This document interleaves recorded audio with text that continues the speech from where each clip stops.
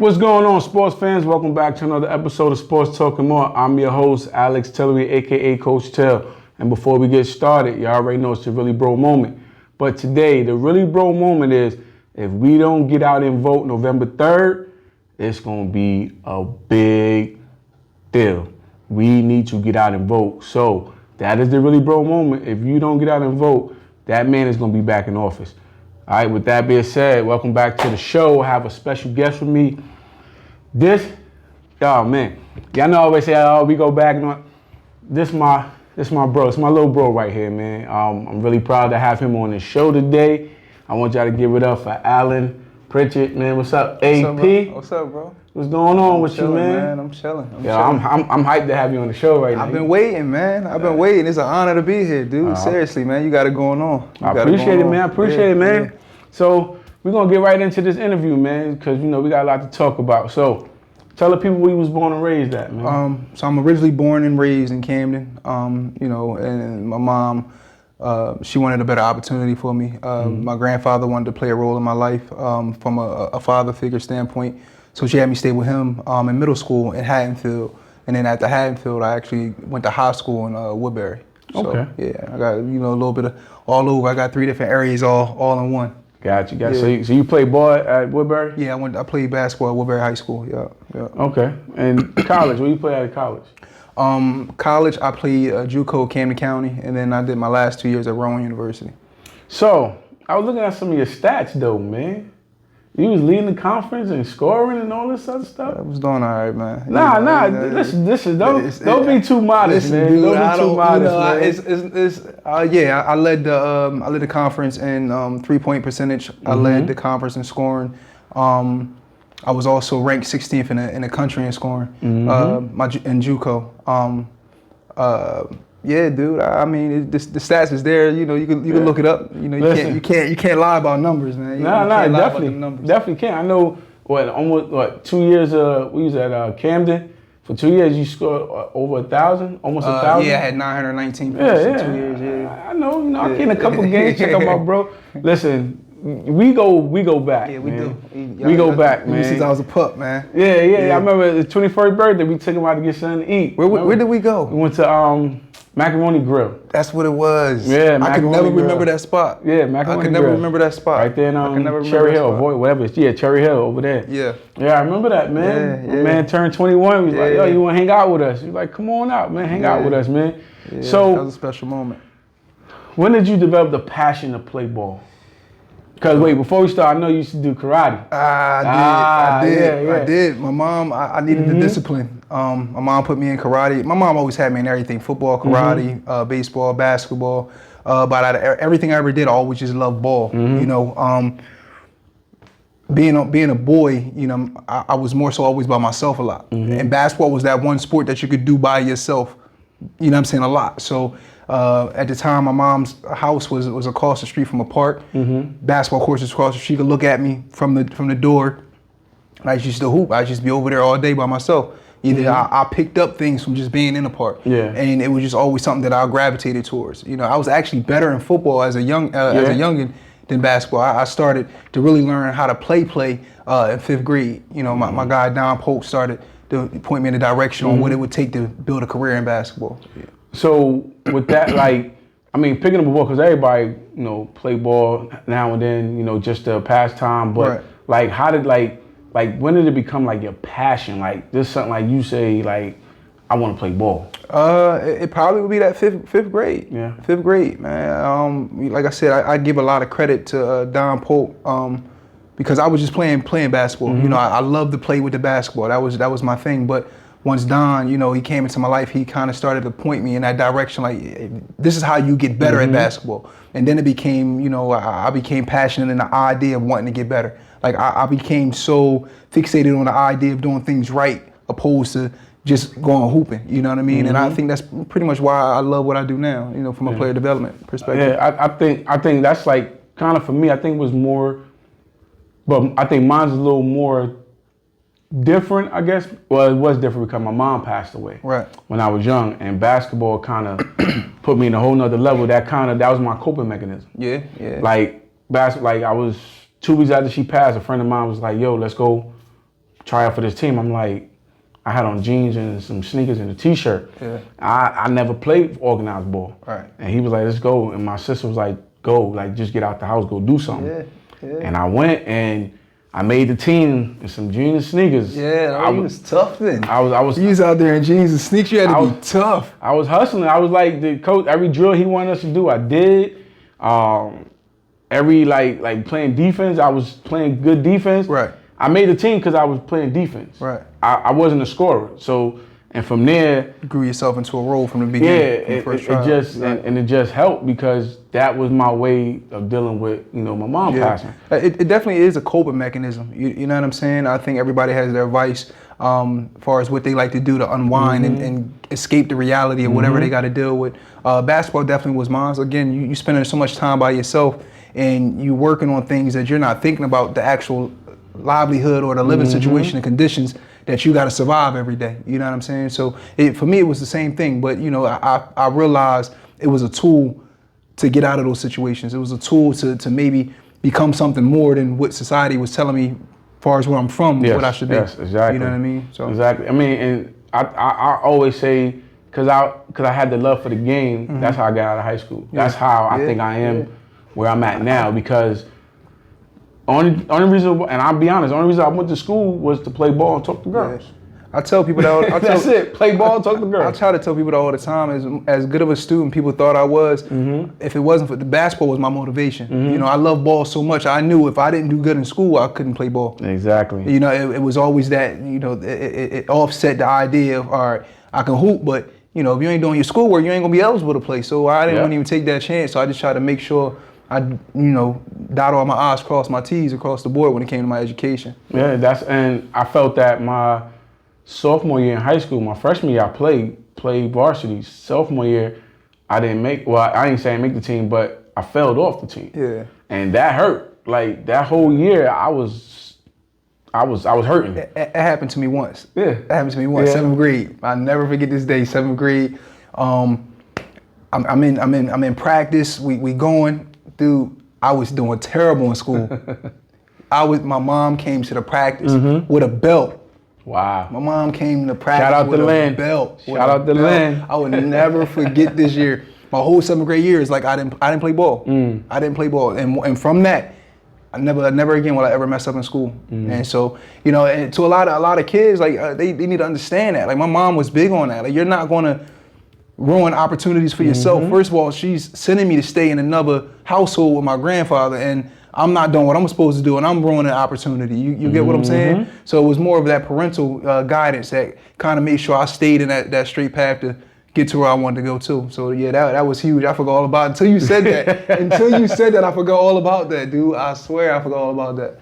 So you know how we all have dreams. I know when I first started playing, I'm sure when you played, you had dreams of going pro. Right. So how did when did you realize you wasn't going to go pro? What do you consider pro? NBA? Yeah, I say NBA. All right. I mean, I know you could go overseas. People go overseas. Yeah, and play. So semi-pro, something like that. Yeah. So my story your main goal was to go to the NBA. Okay. Right. So my main goal was NBA. I knew I wasn't going to the NBA when I had just came back from playing in the ABA down in Florida. I don't remember when I left for that. I came back. My guy that was running the AAU organization, Rick Barrett, he set me up to get a contract to go to Sweden. And it was Christmas. I think it was Christmas Day. And I just had a breakdown. I was like, I'm not going to the league. Because I'm fighting and scratching to play in the ABA, you know what I mean? Which is a beautiful organization. I don't want to take nothing away from it. But it's not that. You know what I'm saying? Going overseas to play in a country where you're making X amount of dollars, and it's just like the opportunity would have been good, but it's not the NBA. So I think it was probably after college, you know what I'm saying? I was going to all these pro combine things. I was, write-ups and stuff like that, but it was just like, I ain't going to the league. I'm working way too hard. It ain't supposed to be this hard, and I'm not. And I'm, ideally now, once you get older, you start seeing the tangibles of what it takes to be in the league, especially from when I was around it with the Sixers. No, I ain't have it. You know what I'm saying? I didn't have it. And a lot of people should be people might have mentioned it, when you're younger, and you might think that it's like, oh, you just hating on me. Yeah. You know what I'm saying? And instead of really like, now you might be right. You know what I'm saying? But you focus. Yeah, you focus. It was just like, people, being honest. is I had the skill set. You know, I could play with the best of them, but that caliber of talent is just different. You know, it's that 1% that's just different. Like, people are born with that. You get what I'm saying? And you don't got it. You don't got it. I mean, I asked that because you got these young kids coming up, and I'm, you know, don't want to take anything from their dreams. Right. But some of them, a lot of them, I ain't gonna say some, a lot don't know what it takes to get to that level. Like, you gotta have the talent. Like, you gotta have the talent. You gotta be born with that talent. So here's my thing, right? I don't think it's necessarily a talent, right? Because you look at Luka. Luka isn't overly talented. He's just super skilled, right?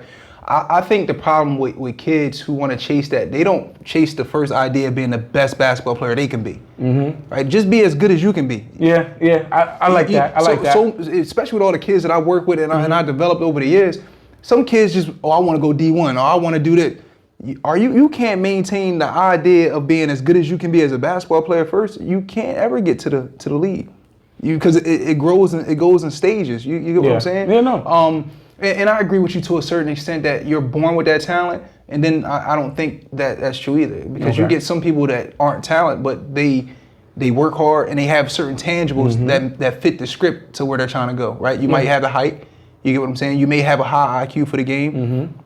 You may even be a person that could just fit into a role really, really well, to be a glue guy. Yeah. You're not born with that, you know what I'm saying? It's just you know what I'm saying? I don't think you're born with that. You learn how to do those things over the years. Gotcha. But what you do have to be built with is certain physicalities to be able to play at that level. Either if you're my size, guys like, well, this guy's your size that played in the league, they had tangibles that I wasn't born with. You got to be born with those things. A super crazy athleticism, the physicality of your body has to fit those moves. You know what I mean? But everything else, from that to where you're trying to go, is all work. Now you got to learn how to play.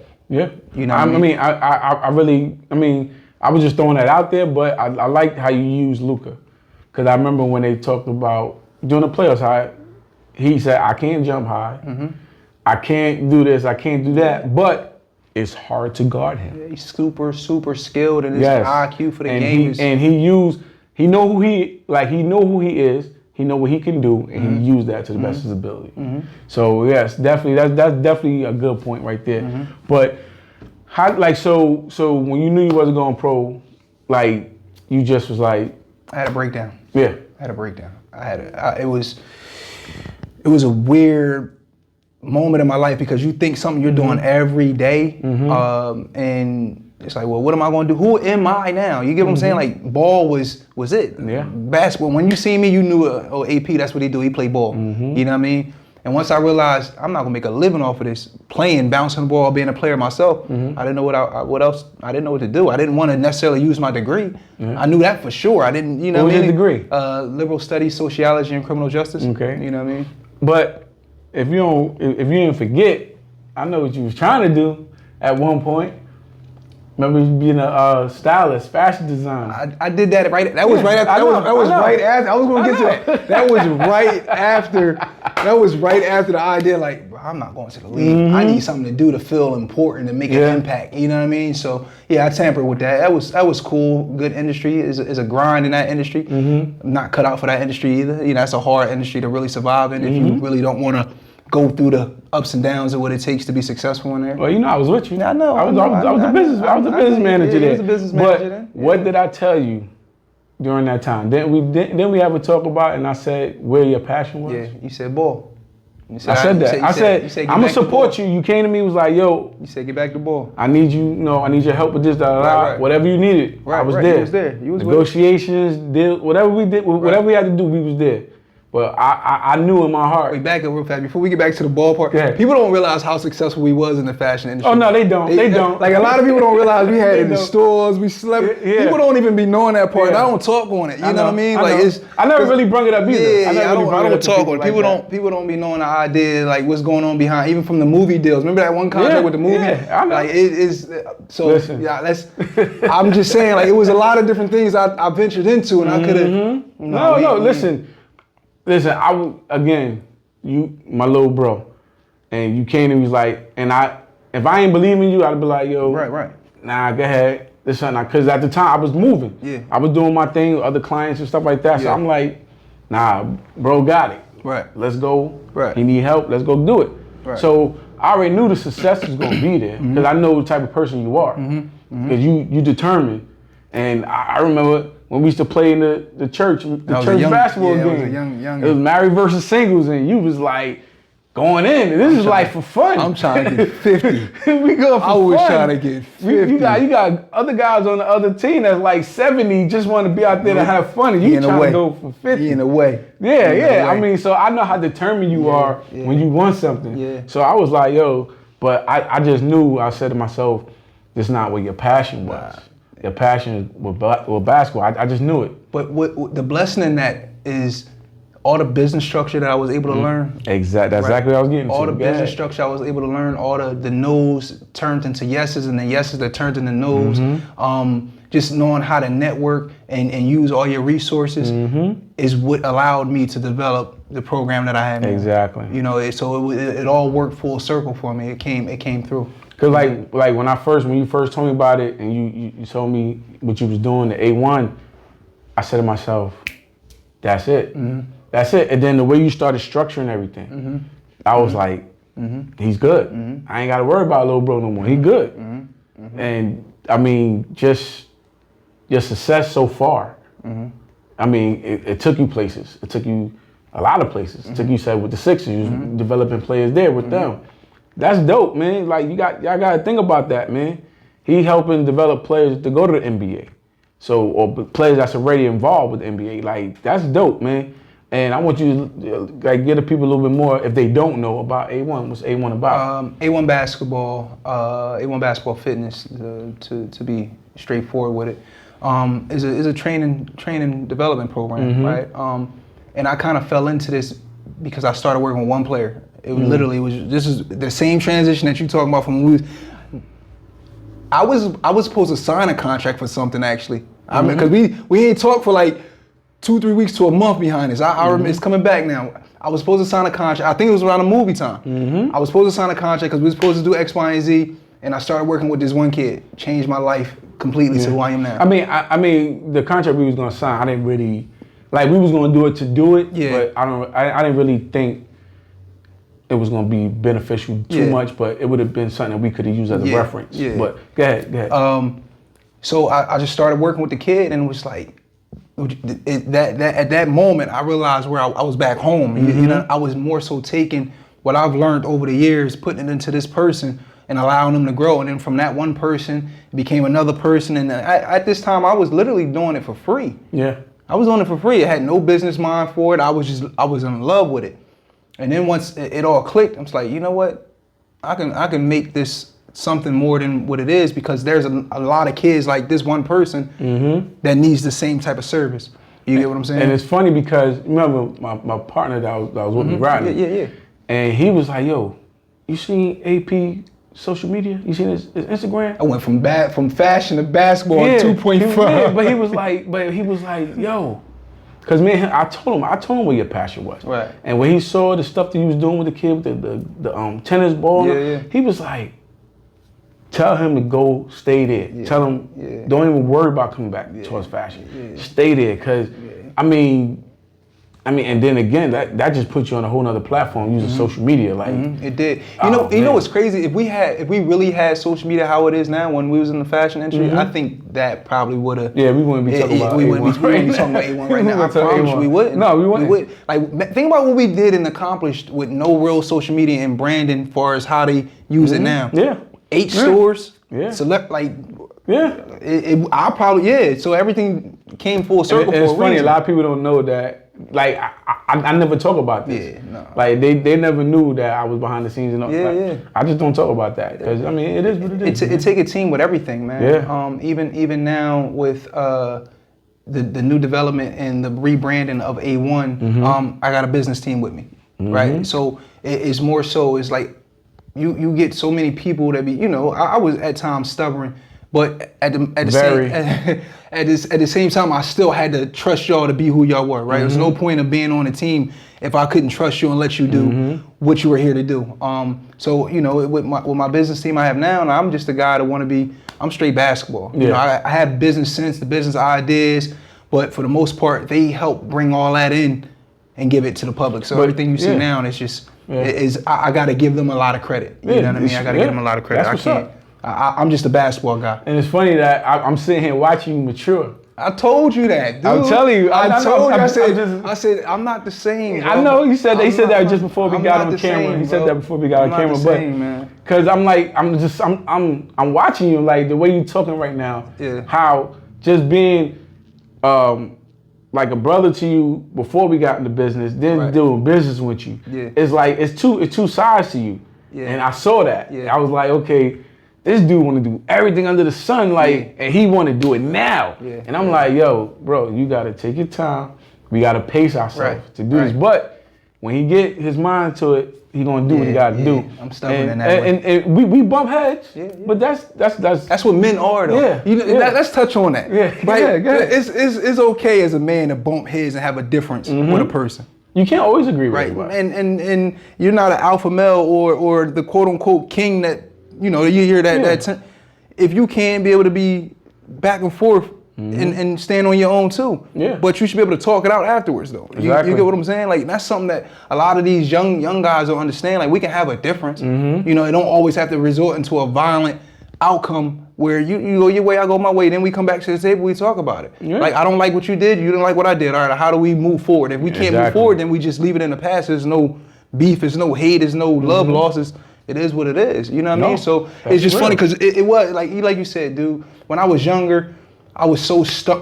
My ambition and my passion overrided a lot of things. It blinded me to wanting to listen. You get what I'm saying? It just, no, it's gonna be this way. This is what I'm thinking. I don't care about that. This is what I'm gonna do. You know what I mean? But when you get older, everything starts to become more slow motion for you. Yeah. You know what I mean? It slows down and you can see it and read it. It's like, you know, you're right. I'm gonna just let that develop to what it's supposed to become.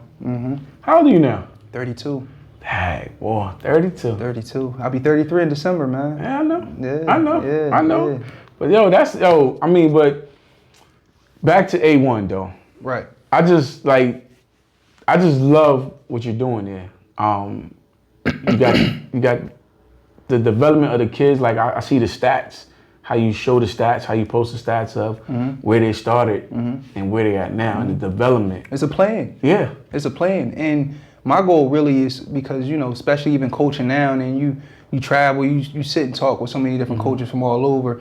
South Jersey doesn't get the proper respect, in my opinion, right? You know, this is a debate. North Jersey basketball better than South Jersey basketball, et cetera, et cetera. And to some degree it is, right? Because a lot of our homegrown talent here go elsewhere to play. So my main goal is, once I started to see the caliber of kids I was getting in the very beginning, was to impact the area in such a way that it could elevate the culture of basketball the proper way. You get what I'm saying? And that's more so what I'm looking to do, you know, and the brand has become to the point now, and I'm getting people coming from New York, from Delaware, you know, from all over just to want to work out, and I love it. Yeah. You get what I'm saying? I love it, but I'm one person. You get what I'm saying? Nope. To really grow the brand and what A1 basketball is supposed to represent it's not about me, it's about these kids. Right? And there's a million ways to skin a cat. Yeah. But with A1, is a written out plan that hasn't altered or changed over the years, and you can watch the progress of every player that comes into the program and see how they get better and where they end up. The ones who stick with it. Yeah, I mean, it ain't rocket science. Yeah, no, it's not. I mean, I see. I mean, but the kids develop the program too, because they're the product of the program. They definitely do. So when people see, okay, well, little Johnny was only averaging his freshman year 6 points a game. Now, sophomore year he's up to 10. Junior year he's up to 15 to 20. Senior year he almost at 30. But he's going to. It just shows the progress. So I'm gonna give a free nugget here. I don't know if my business team will agree with it, but this is something I do. Right, it's a package I offer as far as film studies. Right, to be able to help a player go from averaging 12, 14 to make a huge jump, 7 to 8 points, it takes work. Yeah. Right. And what I do is I really identify what a player needs to get better at. Either you're doing too much, you need to shrink that box, or you're not doing enough, you need to open up your box.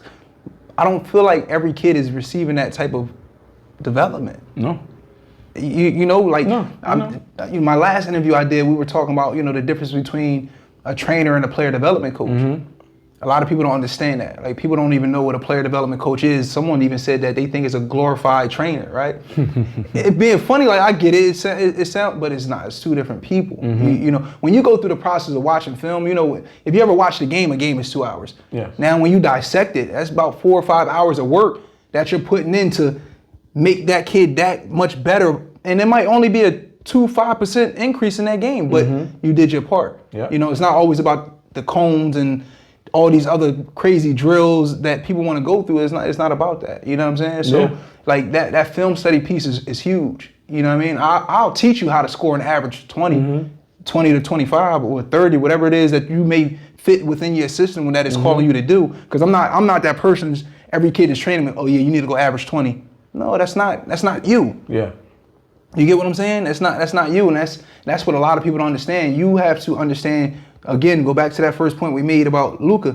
Be the best basketball player you can be. Some things are not in your cards for you to be that franchise guy. Yeah, that's true. I mean, and it's on a case-by-case basis. Yeah. I mean, each kid, like you said, each kid is not going to be able to score 20, 30, something like that. But, I mean, I think that's one of the keys when it comes to training. I'm not a trainer. I mean, I coach. Yeah. And my thing is... Do you agree that they two different people? What, training and a coach? Yeah. To a certain degree, yeah. Okay. I say yeah because a coach actually will see, I guess, a player and see how they fit into their system. A coach will make they'll see how a player can fit into his system, his or her system. Your talents and what you contribute to the team. Okay, I need you. If I know you are a great defender, I need you. That's your job. That's your role. Now, if you give me 5-10 points a game up for that, cool. But if you could lock down the best player on their team, you did the job for me. So how do you feel as a coach where you say, I know you're a great defender, I need you to lock down that defender? It's almost like you're putting a kid in a box in a sense. Sometimes, yeah, sometimes. I mean... And I say that because I tell players all the time, no matter where you go, no matter when you're in high school, middle school, AAU, you go off to college, you're going to get placed into a box. Yeah. But that box is part of a big puzzle. Yeah. Because if you do your part and play defense and lock that player down, and then you have... Now, again, I would never deny a kid the opportunity if he has a chance to score and it's within his game. If you're a center and you can't shoot no three, you should not be shooting a three-pointer. I agree with that. Now, if you get an offensive rebound, I'm not telling you to give it to the scorer. You better go back up and score. Right. So things like that, yeah, I'm not going to deny you, but you have to learn your role. If you can't play your role, then the engine don't move. So the idea of playing a role is probably not glorified enough. Oh, it's not. Right. It's not. And what I mean by that is every coach has his own philosophy. Every coach has his guys who or girls, I should say, that they want to fit that piece that they want them to fit. What I need players to understand is when you're playing within your role, exceed the expectations. Yes. Exceed the expectations, right? I got put into a box when I transferred from Camden County to Rowan. A crazy box. Like a box that I'm like, dude, I can do so much more, but he needed me to be X, Y, and Z. Do I agree with it as a player? No, not at all. But I exceeded the expectations. Yeah. I gave you more than what you probably thought you were going to get because I'm good enough to do that. But I never let the idea that, I can't do this, and I start pouting and I get in the game and I'm just doing some whatever and I start bucking against the system. Too many players do that. Too many parents do that. Parents will have a kid in that situation and want to change teams. Yeah. Transfer schools. Yeah. What are you really teaching that kid at the end of the day when you do that? Because if you think you're going to go to college, you're going to run into that same situation again.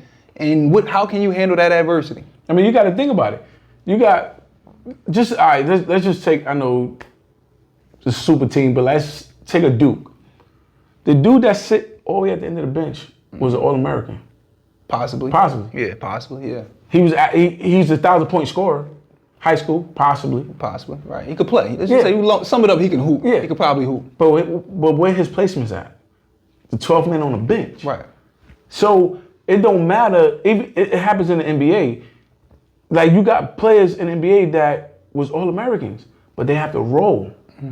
You're not the superstar right now. I need you to do your role. Your role is to play defense. Your role is to rebound. Your role is to swing man. If I give you the open shot, take it. That's your role.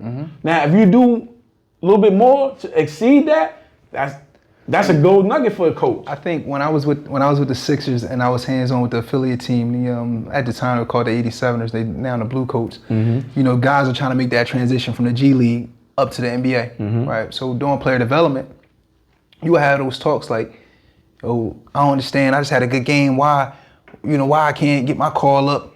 Because you don't fit the script of what a team can use you to be serviceable for." And a lot of guys, that don't make no sense. It makes perfect sense. You're talking a multi-billion-dollar industry that's paying you to help that coach or that organization win. You better fit the script of what's trying to take place. Prime example, Lou Williams. He could start. He could be a starter.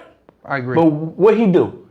His job is to come off the bench and light it up. Right. And he accepted that. Yeah. He accepted that. Yeah. If you look at Iggy, he went to the Warriors.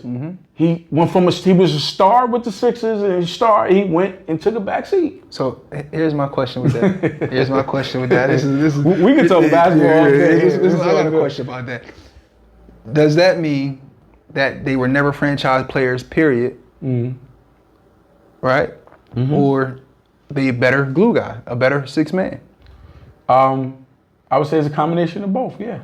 I would say combination because at that time they was the best player at that time on that team. But that don't make them a franchise player though. No, it doesn't. It don't make, just because you're the best player on your team. Yeah, it doesn't. A franchise player is a franchise. Like what is it? What is that? What is a franchise player? Like what? A KD or okay. Steph, LeBron. I mean, you can even go as far as Luka. You can even go as far as what's the young boy for that was Dallas. I can't think of his name. So Luka? No, not Luka. I'm sorry. I was thinking Luka, but now I'm thinking the Joker for Utah. Mitchell. Yeah. Donovan Mitchell. Yeah. I'm thinking about him. Who else? It's a slew of players you could think of. A franchise to me is exactly those players that you named, but to be a franchise, you have to be able to impact the game in so many ways. Yeah. So many ways, like not just scoring the ball. You Kawhi Leonard. You can use him as well. Yeah. You can impact. Other than that performance, I don't really. Yeah, but look at the caliber player. I wanted to see them come out. Oh no, I did. I wanted to see them come out. I wanted to see them get there. They let me down right there. But look at his caliber player. Yeah. When he started, he was a role player. Yeah. He was a role player with San Antonio. And then because Tim Duncan was the main man. He exceeded the expectations of what I think he started out as a role player and he got better. Yes. Right? He didn't come into the person he was when he came into the league and the first couple he's not the same. Definitely not. He got better. Yes. Right? But he did he accepted his role. Exactly. And as he got better, it was like I can't be in this box no more. I need to be the guy. And he won a championship without it. You know, you got to take your head off to that. Yeah. But I just wanted to say that I asked that question because a lot of people don't understand what a franchise is, and most people think a franchise is a guy that's got to give you 30 points a game. Nah. You know what I'm saying? Like I believe Chris Paul is a franchise guy. He don't have to give you 30, but he impacts the game defensively, coaching wise on the floor. You know, just that dominant point guard. You know, so it's so many different ways that makes yourself valuable to a team. You know what I mean? Yeah, definitely, man. We can go on for days, boy. We can go on for days. So what's next for? Actually, before we get into that, I know talk about A1 and everything and how you got to the point where you're an assistant coach now, right? And you coach for Lincoln University. Tell people a little bit about that, man. How that's been so far? It's a grind. Yeah, it's a grind. Honestly speaking, it's one of those situations, if you're not meant for it, you're not meant for it. It's more than basketball. It's not the bouncing of the ball. You get what I'm saying? Like literally, you probably do more, 70% of work that's non-basketball related than you do actually you spend on the court. Yeah. I'm listening. And it's like... I know. Man, I don't want to do that. I don't. I don't. Like, literally, I don't. Like, when you basketball related, cool. But the other stuff, You can miss me with that. It's the paperwork. Yeah. Paperwork is the stuff that's not fun. But it's not even just that. It's off court stuff. It's not like minus paperwork. Paperwork is paperwork, but it's just so many. It's the political game. Is the grind and sacrifice, the time that goes into making a successful program. Yeah. Is a lot, dude. And I think that's all I can say about it. You know what I'm saying? Like it's if you're not meant for it, you're not meant for it, and it doesn't mean that you don't have the ability to be able to do so, right? I think a lot of people look at, they measure the success of it, of being able to coach and knowing the X's and O's and just knowing the game, understanding it and implementing it in as any type of system that you feel will work best for you. It's not that at all. Okay. It's not that. No, I feel you. It's not that at all. I feel you. It's not that. So the topic for this segment was your passion turned into your purpose. And do you feel like this is your purpose? Like, yeah, it's definitely my purpose. It's so much of my purpose that it really is always a question in the back of my mind. Coaching in college, like, am I living and serving my purpose? Career-wise, it looks great. I'm moving up the ranks. That looks. But am I serving my God-given purpose? And I feel like I'm not. You know what I'm saying? I feel like I'm not. I feel like I was really a person who loved ball so much, and I have, the IQ for the game and the skill set to actually develop players of all ages, all different calibers, all races, from anywhere. It doesn't matter. I think that serves more of a purpose than me. For me, you get what I'm saying? And a lot of times your purpose is bigger than you. You have to be able to live with that. You know what I'm saying? Like, your purpose is bigger than you. So my purpose, definitely, I would have to say, I don't know if I'm shortchanging it right now. And that'd be something that I would have to deal with in the years to come.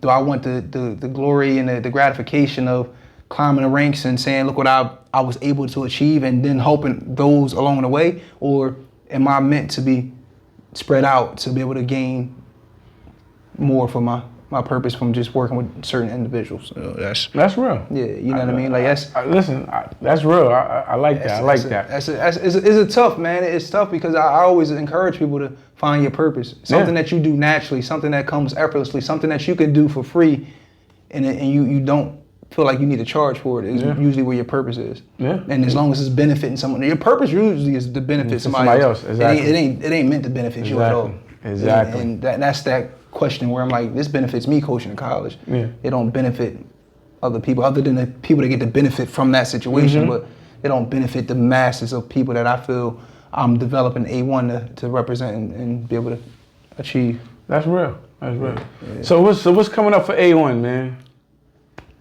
I can't disclose that. Okay. Listen, it's all good. It's all good. It's a lot, man. It's a lot in transformation right now. That's what's up. Really just growing the brand, and having the programs run in certain locations, certain areas, like a well-oiled machine. You know, that I guess that you could say that's what's next. You know, okay, that's good. That's good enough. You see. I ain't want you to give out the blueprint. No, I can't give out the blueprint. But you see, the logo has changed. Even just the whole mission behind it is a lot different. I think over the years, a lot of people might have seen it as it was me, right? The brand is bigger than me. Yeah. It's not about me. The brand of what I created is supposed to be bigger than me. And if that message can really get out there, then now hopefully the brand has impacted the culture of basketball in a significant way to where multiple people are being serviced by it. You get what I'm saying? And that's I guess that's what you could say is next. That's more so my main focus right now, is making sure people understand the brand ain't about me. You know what I mean? Gotcha. I might have been the one that founded it and created it, developed it and designed it, but it's bigger than me. It's bigger than me. So before we leave, man, you got any advice for any young player, any young coach, anybody, just advice on, life or basketball, whatever? Life is, for me, for any player, coach, whatever, is broken into 4 quarters. You know what I mean? It's something my grandfather taught me. If you hoop, if you understand the idea of being an athlete, those 4 quarters got its highs and its lows. You know what I mean? But you want to be able to close the game. Gotcha. You want to be able to close the games. That's the best best advice I can give somebody, you know what I mean? Because everybody's circumstances and things they go through in life is completely different than the next person. However, we still all playing the game that we want to finish and close out on top, you know what I mean? So if somebody can take that and run with it and use that in their own personal journey, you know, that was what was meant to be shared from me. That's what's up. Yeah, I heard it here, man. Listen, again, I want to thank my man AP for coming through and just dropping some knowledge and just sharing his life and everything with us today. Don't forget to like, comment, and subscribe for upcoming episodes. And before we leave, just want to say, always know what your purpose is. Your purpose is something that AP just said that you can do for free. It's something that you don't feel is work. It's something that you love to do. So your passion so anything that you have a passion for is your purpose. So until next time, people.